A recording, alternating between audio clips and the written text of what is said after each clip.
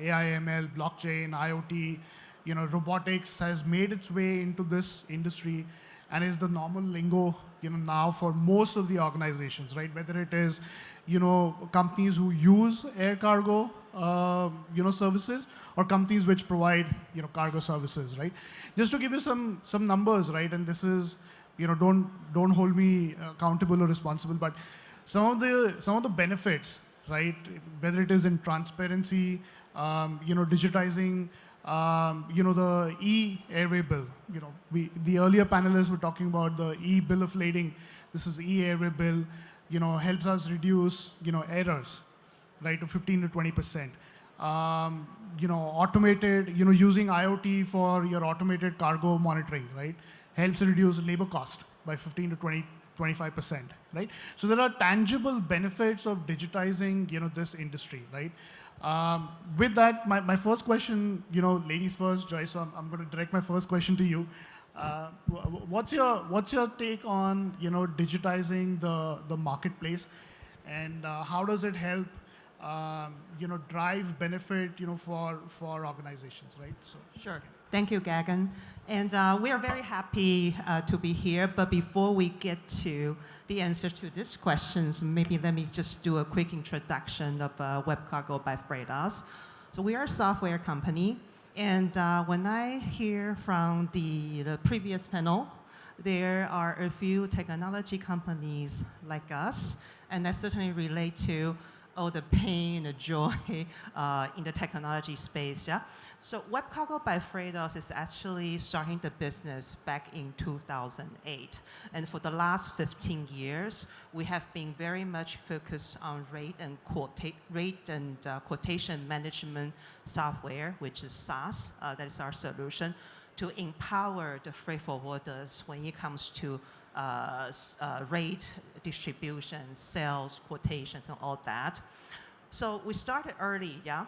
And back in 2016, we started launching 2 different marketplaces. So I want to address the definition of marketplace in just a second, yeah?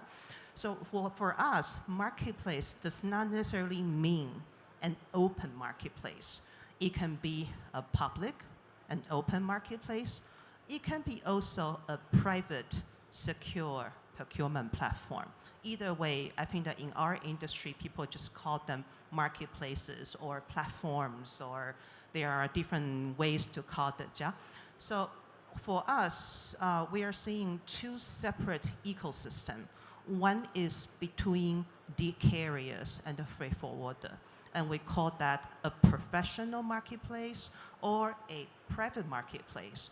For example, if you're a freight forwarder, you work with 20 different airlines, yeah? And the airlines also get to work with their selective pool of customers.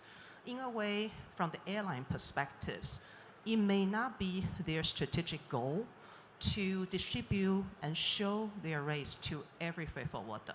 In a way, they would like it to be a little bit more personalized or a little bit more private. That is what this ecosystem is for, and that is called WebCargo. We also have another marketplace, which is another ecosystem, and that is between freight forwarders and shippers, especially for shippers who do not have a freight forwarder to work with yet. So primarily, they are small, they are medium-sized, or they are micro shippers.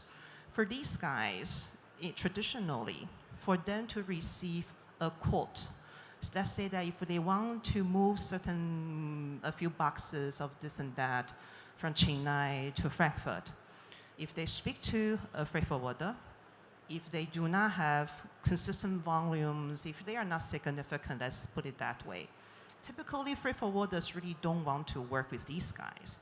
And these guys, being smaller, micro in nature, probably also do not have the expertise to understand everything in Coterm, everything that a freight forwarder is talking about, or simply even in the quotation.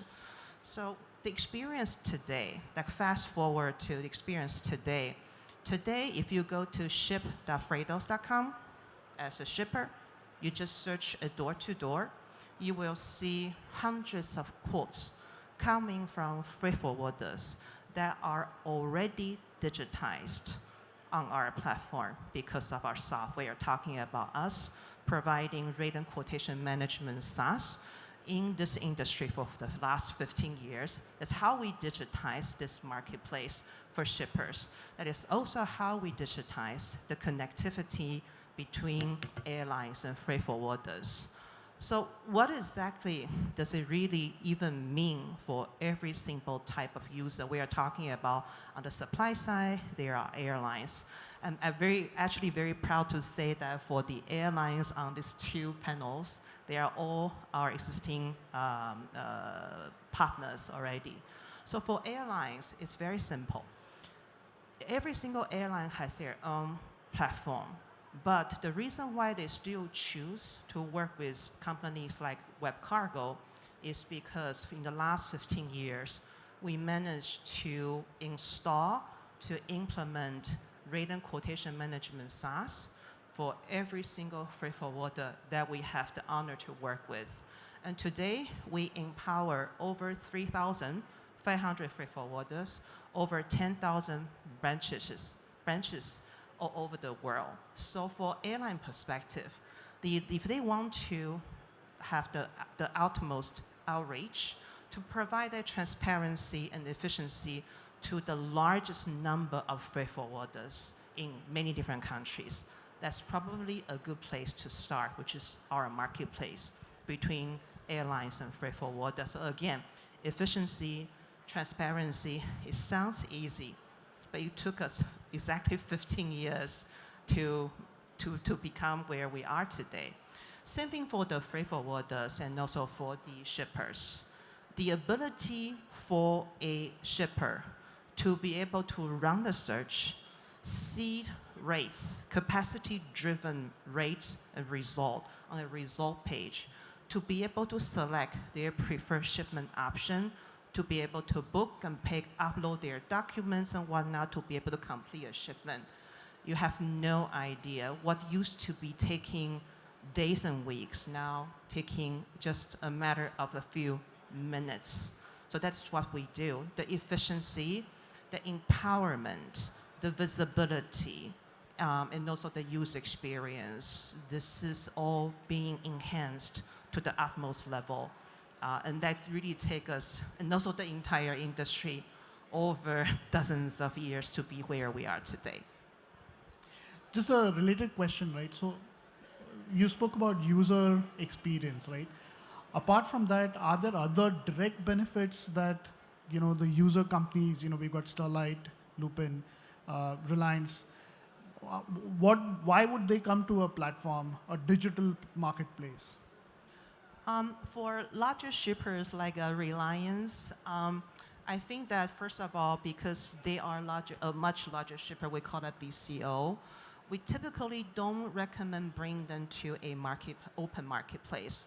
Instead, we would recommend implementing a private procurement platform, allowing larger BCOs like Reliance to be able to see all the rates, capacity-driven rates from the service providers that are already working with. So for example, companies like Reliance can go to a private procurement platform, again, to run a search, to see rates, capacity-driven rates return from the service providers, and also to be able to book instantly. And that booking through the freight forwarders create a real and live booking directly with the carriers.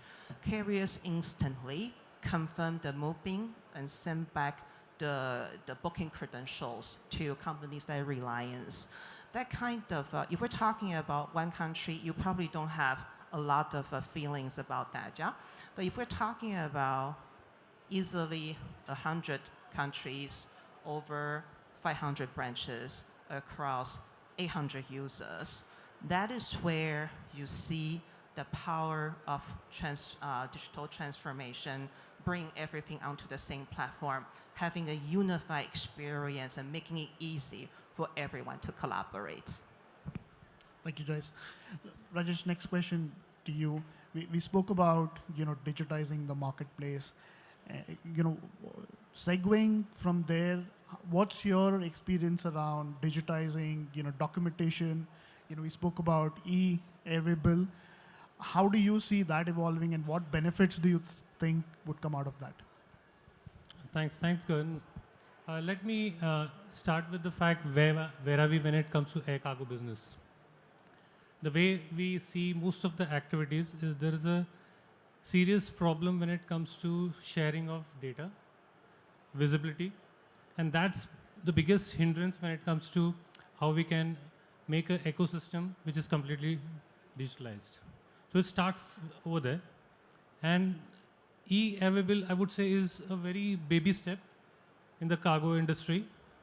And for us in Cathay Cargo, we started at least 5 years back, and I can proudly say that we are 100% compliant in whole of India.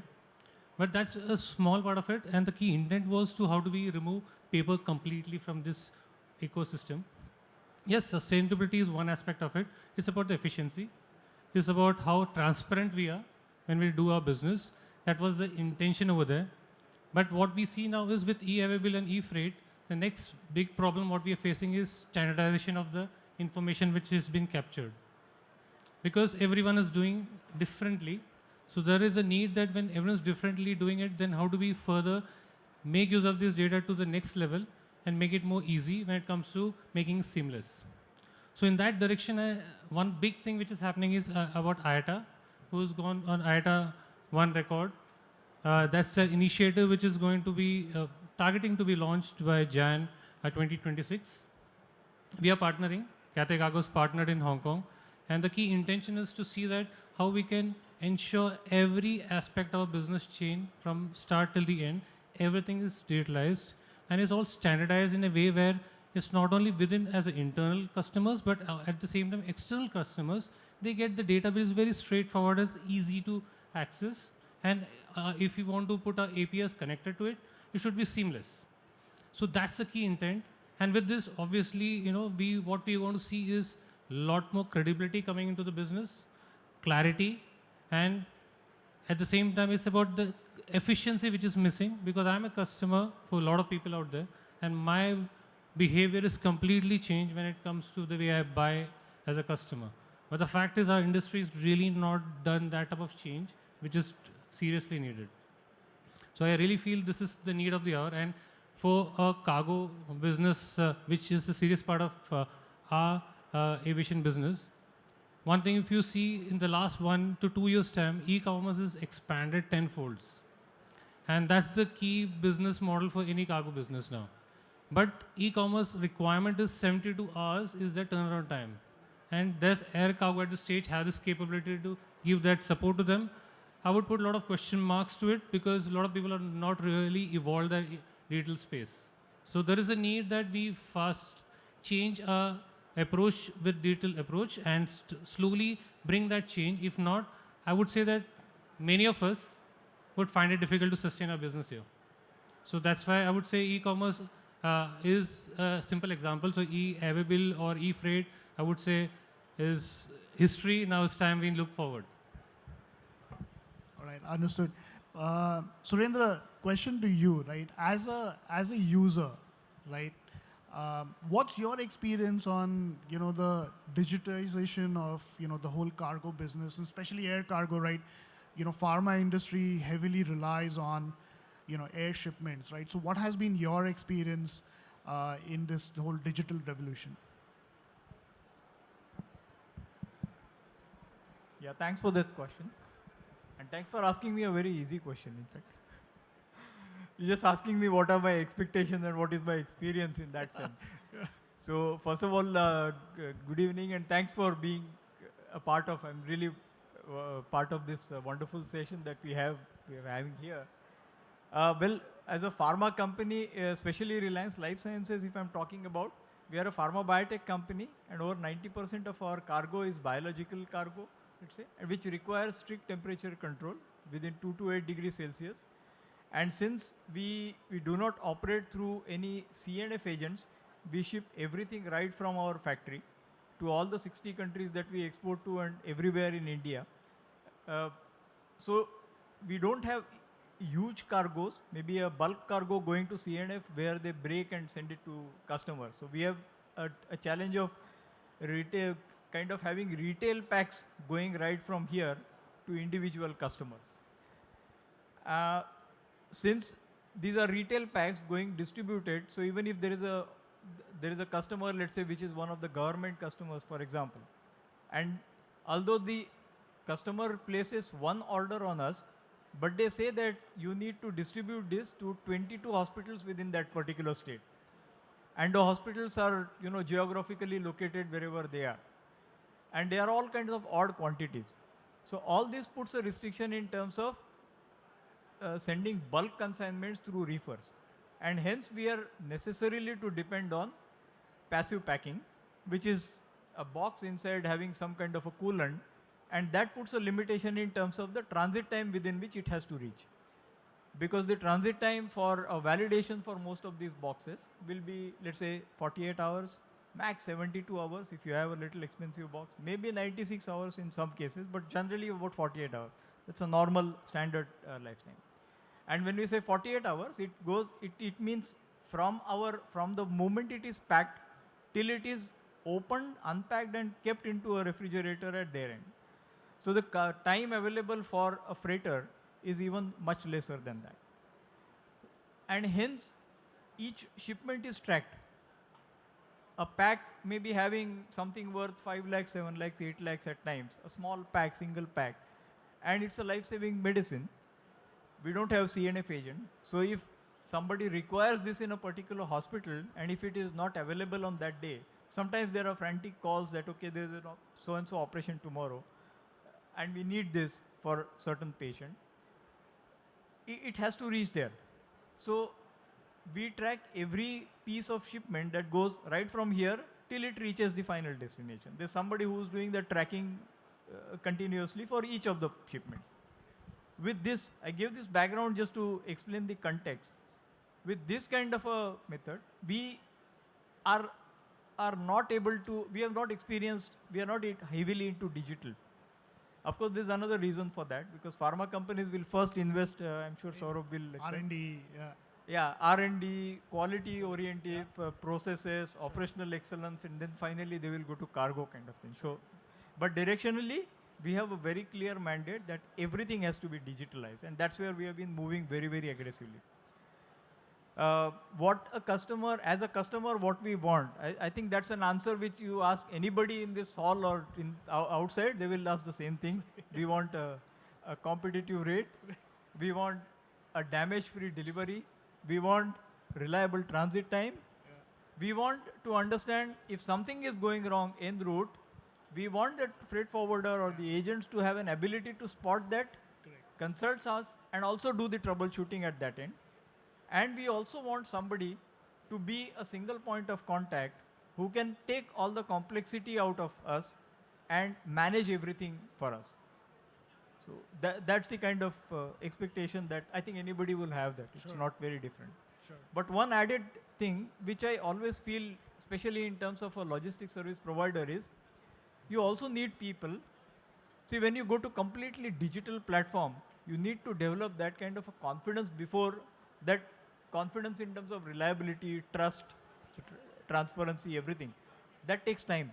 Because most of the organic relationships that have grown over a period of time, you know that when I pick up a phone and talk to this person, or if I write an email to this person, I know for sure that he will respond, and whatever he is responding is the truth. I understand the status correctly. So that's also another kind of gap. And the third gap, which I think Joyce has already explained, I think there are the bulk shipments. So although we are sending retail shipments, but overall volume is pretty significant. Plus we are able to leverage the Reliance overall understanding. So we are not much into digital as of now. Understood. So your biggest problem, can I say, is track and traceability, and somebody who knows where your shipment is and can real time tell you where it is, why it is, where it is, right? Absolutely. With that related question, maybe Rajesh to you, and Joyce, the same question to you as well. How do you see AI, now Gen AI, if I may, playing a role in this industry? Do you really think there's a place for AI in this industry? Well, if I may. Okay, I think when it comes to track and trace, for Cathay Cargo, it's been more than a year. We have invested on it. We have been one of the uh, early airlines who thought about making this happen. And here, the ability to track any cargo which has special requirement, like what was explained when it comes to pharma, is being tracked over there. And we have a 24/7 operation control center which tracks this entire activity. And it's not a responsibility of a shipper or, for that matter, a forwarder. It's completely taken over by us. And the minute there is any excursion or any deviation or a damage, immediately our teams are informed and there are actions taken. So this is maybe the right way where we need to use the track and trace, the latest technology, to ensure the customer what he's looking for is peace, that he doesn't need to send an email or call anyone, but rather it's all there. So someone is taking care. That's the trust which we are looking for. That's why we say we as an airline needs to be very customer centric. What they need is what we need to build. So this is the need, and we are building it through technology. That's the first bit. When it comes to, as I was saying earlier, but the fact still remains, there's a lot of AI and machine learning which still needs to be introduced in cargo, because a lot of things are pretty scattered. Taking a classic example is, if you look around the world when it comes to manpower, especially the blue collar one, is never easy now. So that means people are struggling. So machine learning is going to be really one way to track what's happening. Especially I can clearly see that, because cargo business is not like passenger side of a business for us. It's very regulated. Things change overnight, and restrictions make it very difficult. So machine learning really helps us to say that what's happening, how do you manage it well. If it's dangerous cargo, clearly can be put into the machine learning model. So these are studies which is going on within us as of now. Right. And the data is all over the place when it comes to cargo. Everything is being collated. We as an airline is putting a full software to see that how do we track the entire cargo business. And we are making MI and AI to put into use to see that how do we track past behavior, build our trend analysis to it, and all the decisions which will be taken will be in and around that, so that you have a strong revenue management system which supports the manual intervention of someone calling, emails, everything is eradicated completely, and it's very dynamic. So that's the world we feel it's easily possible. It's just about people putting their heads behind it and believing in the fact this is the future. All right. Joyce, it's the same question to you. At Freightos and also at Web Cargo, we are a happy user of AI and machine learning, especially when it comes to rate digestion. What we mean by that is that I spoke about us having 15 years of experiences providing rate and quotation management SaaS.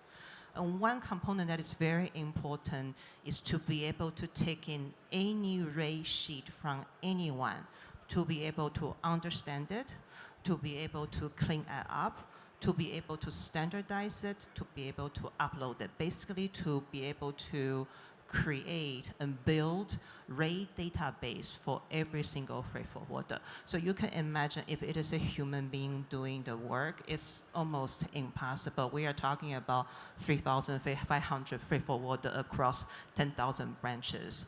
So we have our own technology for data digestion and also data cleanup and mapping and all that at Web Cargo.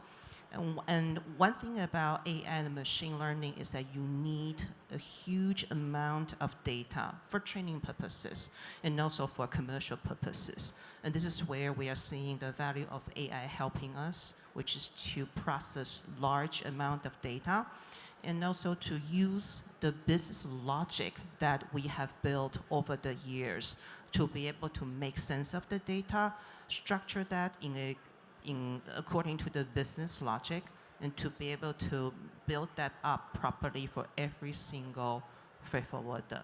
And that is where we see good use case for AI. Clearly, we need a lot of data harmonization. Maybe a startup idea as well, right? Where somebody comes, gathers all the data. But question, Vijay, to you, right? How do you see the technology especially in the air cargo industry, helping your organization? Yeah. So, like maybe, I've been seeing this industry in different facets over past 20 years. I can tell you that. Uh, if I go and draw a timeline, the first thing what I did is I worked with G Aviation in the MRP system, where managing parts for the various aircraft engine centers. So those parts will always move in an airline. Okay. Then I was part of building the India's largest airport, that is Delhi International Airport. Uh, I feel it is still one of the largest in the world. And looking at the cargo management system as well. Then I worked for a series of IT companies creating infrastructure for various projects. And trust me, all the IT equipments move by air because they were supposed to be there yesterday. Yeah. I had a situation where I had to move in 2009, I think, to move 6 tons of IT equipment from Mexico to India, to one place in Bangalore, and then fly out from India to the 22 state capitals. And all this had to be done in 8 days. All right? And then now I'm working for a company where, majorly we use sea cargo for exporting our fiber, which is our finished goods. But at the same time, we are into IT infrastructure space, so we import a lot of IT infrastructure from various parts of the world, and they all come by air. Now what I'm going to speak is something very opposite. Most of the companies today are mandated with net zero, Yeah. which means it is as against flying air. Because flying in air means you're Emitting gaining more carbon credits. correct, yeah. Sorry, you're losing more carbon credits. correct. So it's very opposite. Today, as a head of supply chain, when I say that, it's happening while I speak, that by December 31st, one of the security agencies of India wants to import a huge amount of security material, and it comes from 2 other countries. And I'm using air, and at the same time, I'm the person who's promoting net zero. It's totally opposite. But having said that, technology can really improve this situation, what I'm going through, and also the situation that what I've been hearing. Like if I've worked on simple things like a passive RFID to an active RFID to now, which is blockchain over the past 10, 15 years, I also see now that Freightos is nothing but Amazon of a cargo system or a cargo platform, or for all kinds of cargo, right? And we talk about technology running AI for managing rates, managing understanding each other. But trust me, going forward with this net zero concept coming in, air cargo would be very much limited to the expensive products, emergency products, and as well as maybe, things which are smaller in size. Because when this net zero kicks in, when people have to go and publish in their sheets to the streets, then they will not use air cargo. The CTK, which is cargo ton kilometers, which is running today at around 18 billion kilometers per month, which is 2.4 billion, that has to reduce, that will reduce. But when that is reducing, obviously there would be much use of technology. And when we look at this air cargo industry, I think it rolls around near about 150 to 200 billion dollars, swaying up and down. And good part is Asia Pacific, Latin America, and Middle East are the only 3 regions in the world which are increasingly using it. Okay? So when the bug bites us, we are also going to reduce it. And that's what I foresee coming in. But when we do that, we actually want the companies, whether it's a freight forwarder or a Amazon of the freight forwarders like Freightos, or whether it's a digitization company who's providing the software, track and trace needs to be absolutely to the T. Because if these people are not providing, the companies which will use air cargo, for example, someone who's producing a manufacturing high value equipment or medicine, they will use their own track and trace. They will put their own stickers, their own technology, and push it inside. While you will use, and it'll go through two or three different governments, two or three different countries, etc. They'll be least bothered because they know that I'm able to trace because I have put something of my own. But that is something which I don't see the industry adopting over the past 4 to 5 years. If you all adopt that, maybe the air cargo industry might take a new shape. And that is what something we really, really look forward to. Very interesting perspective, Vijay, and I think it's a lot of food for thought for this industry. Saurabh, you care to weigh in? How do you see innovation, air cargo, innovation, pharma coming together? Sure. Thanks again, and very interesting perspective from all the panelists here. I'm just thinking what I can build from my colleague Surendra, who is in a similar industry as I am in, so which is pharmaceutical products. Um, and look, this is a product which saves, human life, and that leaves no room for error for a shippers like us, for a manufacturers like us, right? Um, and we just spoke about some of those just-in-time deliveries. Everything needs to be done yesterday. It applies. Trust me, it applies in life science products heavily. Um, so to that extent, and I share the thoughts which Vijay explained about um, carbon emissions. Um, but we all have seen what we take pride in as a country in India, because we are the large manufacturer base, and for pharmaceutical, that could be one reason where all of these movements of cargoes which is happening. So we in Lupin are also one of the large manufacturers of medicines, and typically what happens, we make most of it in India and export everywhere. And the large customer base for us is in United States, followed by Europe, Asia Pacific, emerging markets like Japan, Australia, and all of that. Um, whole lot of planning happens in terms of producing the goods. I was backstage, I was speaking to the colleagues, and I was saying, look, as a supply chain professional, I've been in this industry for about 18 odd years. Um, I'm guilty of not spending time in the forward logistics. We do a lot in investing behind systems and tools and planning, materials, productions, and all of that. A little has been invested as an industry, and I see it largely across the channel. It's only the last perhaps 7 8 years with the advent of e-commerce channel where the investment has gone multifold in this industry. So same is the case in every industry, and pharmaceutical has also been a similar case. Having said that, when I look at things around moving the products, I look at couple of things, and as a shipper, we always look at what are the things which we want our service provider to take care of. One is speed, right?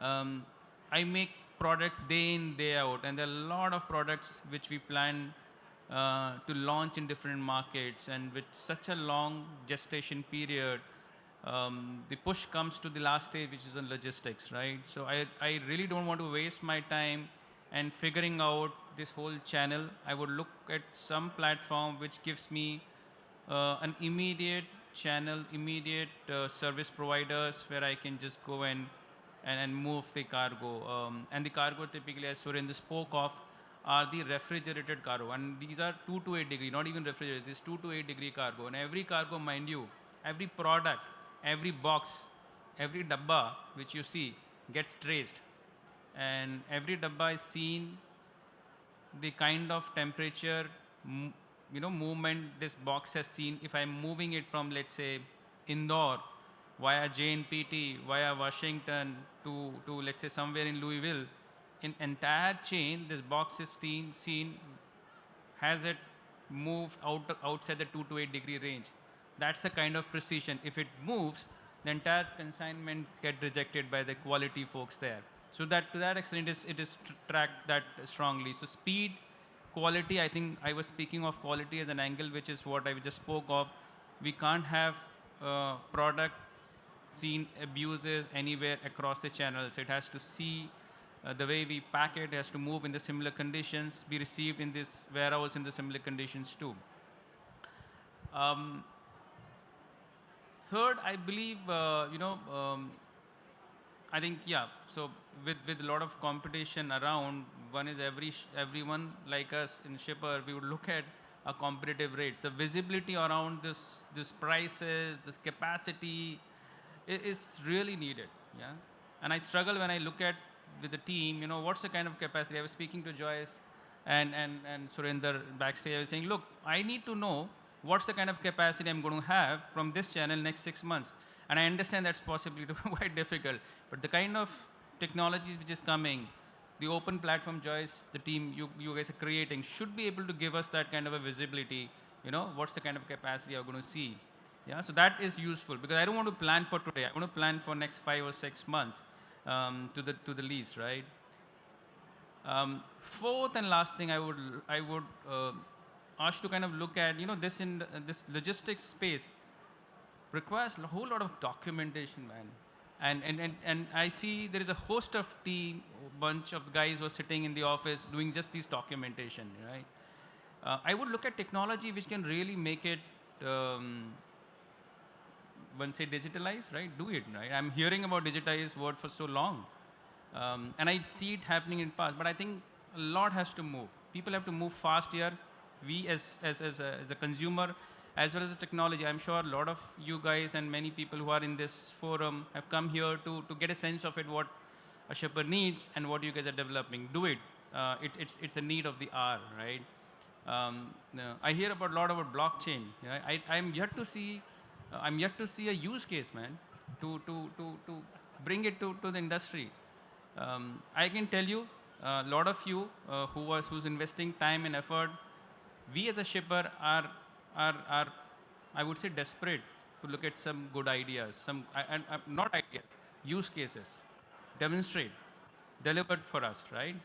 So I think, I mean, to cut the long story short, I'm enthused by thoughts and people's coming around and working in these areas, and specifically digitalization, remove the documentation effort, bring visibility, bring forecasting. This logistics industry is not aware of forecasting, demand planning. We should do it, right? Bring that effort, and shippers like us will enjoy this, right? So yeah, I think there's a lot we can do here, Gagan, and I'm sure that is going to happen in future as well. No, a Thank lot you. of good feedback, from you, Surendra, Vijay as well. I think a lot of good ideas, have come out. We've heard the real user experience, leaders who run supply chain, for organizations, right? And what do you need, to run a successful supply chain organization, right? So very good feedback. A lot of food for thought for companies like Accenture, consulting companies like Accenture as well. I'm sure technology companies, likewise. Last session, I heard a lot of startups, who were there so a lot of startup ideas as well. So very good feedback. With this, I want to open for questions. We'll take 4 questions from the group. If anybody cares to ask any question, please direct it to any of our panelists. Any questions from the group? No questions? No questions? All right.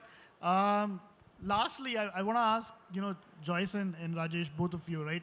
You got some direct feedback, from the users, right? Um, how do you think you will take that back? And is there really, an accelerated path to digitization and meeting that needs that you guys have in mind?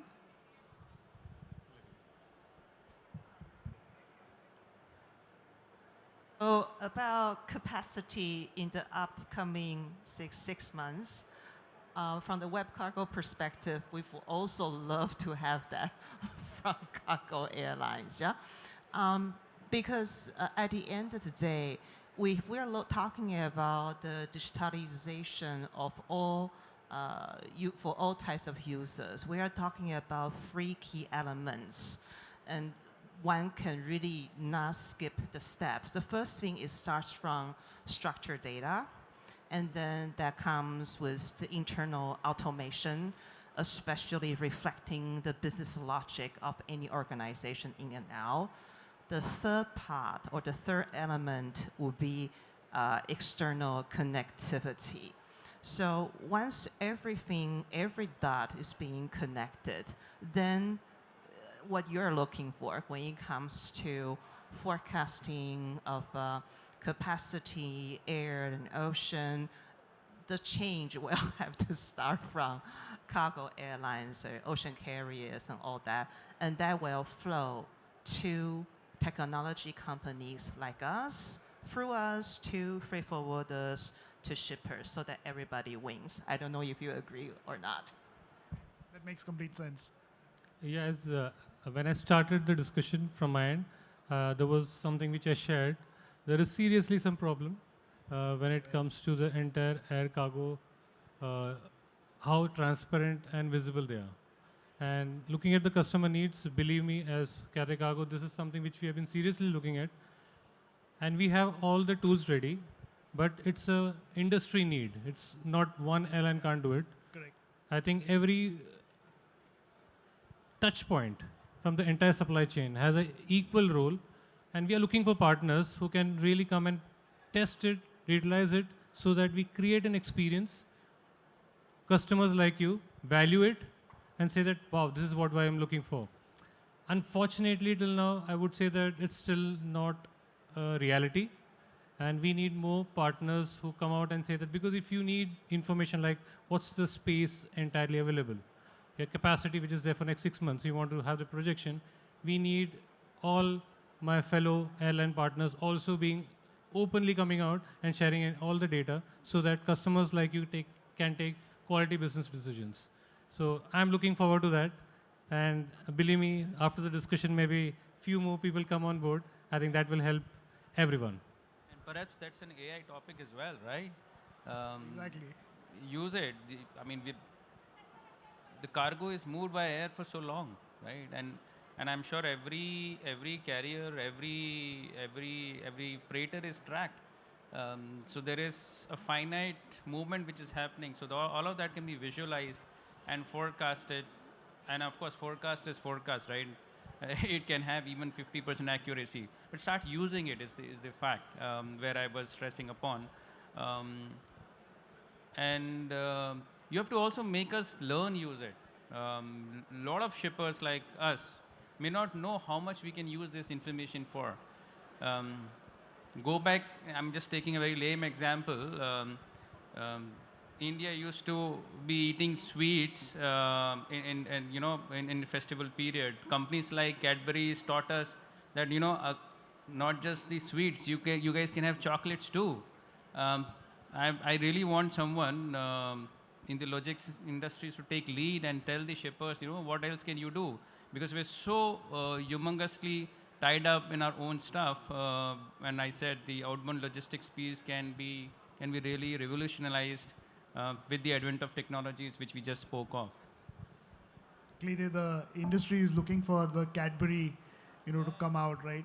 With that, thank you all the panelists. Great discussion. Very interesting thoughts that came out. I've taken a lot of notes, in my head.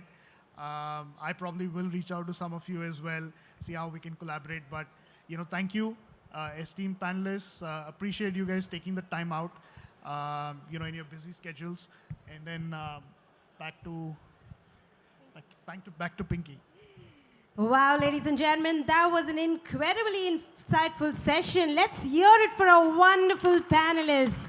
You guys were absolutely amazing. And thank you to our moderator, Mr. Gagan Agarwal, for moderating such a wonderful panel discussion.